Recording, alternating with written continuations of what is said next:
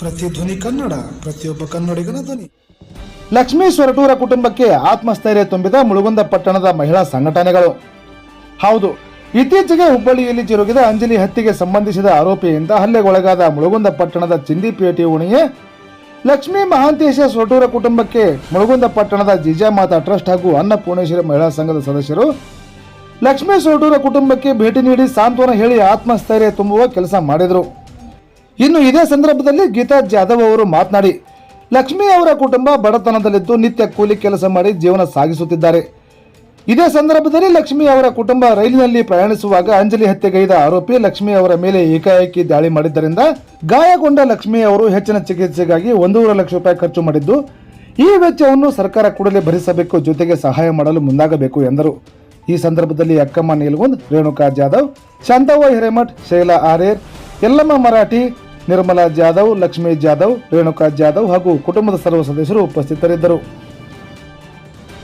Bureau report Shashidhar Sirasangi, Prathidhwani Kannada digital media Karnataka. ಪ್ರತಿಕ್ಷಣದ update ಸುದ್ದಿಗಳಿಗಾಗಿ ನೋಡ್ತಾ ಇರಿ Prathidhwani Kannada digital media. Subscribe ಮಾಡಿ, ಲೈಕ್ ಮಾಡಿ, ಕಮೆಂಟ್ ಮಾಡಿ, ಇತರರಿಗೂ ಶೇರ್ ಮಾಡಿ.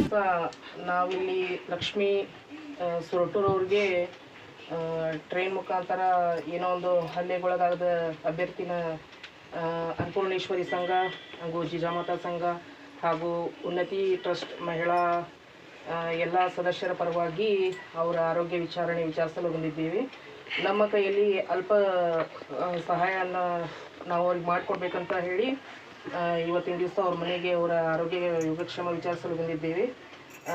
ನಮ್ಮ ಊರಿನ ಎಲ್ಲ ಮಹಿಳಾ ಸದಸ್ಯರಲ್ಲಿ ಆಗಲಿ ಸಾರ್ವಜನಿಕರಾಗಲಿ ಕೇಳ್ಕೊಳ್ಳೋದಿಷ್ಟೇ, ಅವರು ಆರ್ಥಿಕ ಪರಿಸ್ಥಿತಿಯಲ್ಲಿ ಬಡತನ ಹೊಂದಿದ್ದು ತಮ್ಮ ಕೈಯಲ್ಲಿ ನಾವು ಮನೆಗೂ ಅವರ ಆರೋಗ್ಯ ವಿಚಾರಣೆಗೋಸ್ಕರ ಆಗಮಿಸ್ತೀವಿ. ನಿಮ್ಮ ಕೈಲಿ ಎಷ್ಟು ಸಹಾಯ ಆಗುತ್ತಾ ಅಷ್ಟು ನಮ್ಗೆ ಸಹಾಯ ಮಾಡಿಕೊಟ್ರೆ ನಾವು ಅವ್ರಿಗೆ ತಲುಪಿಸಿದ್ರೆ ಭಾಳ ಅನುಕೂಲ ಆಗುತ್ತಂತ ನಾ ಎಲ್ಲರಲ್ಲಿ ಮನವಿ ಮಾಡಿಕೊಡ್ತೀನಿ. ಆ ಮಹಿಳೆಯ ಪರವಾಗಿ ಹಾಗೂ ಅವರ ಅತ್ತಿಯರು ಅವರ ಅಳಲನ್ನು ಹೇಳ್ಕೊಂಡಿದ್ದಾರೆ.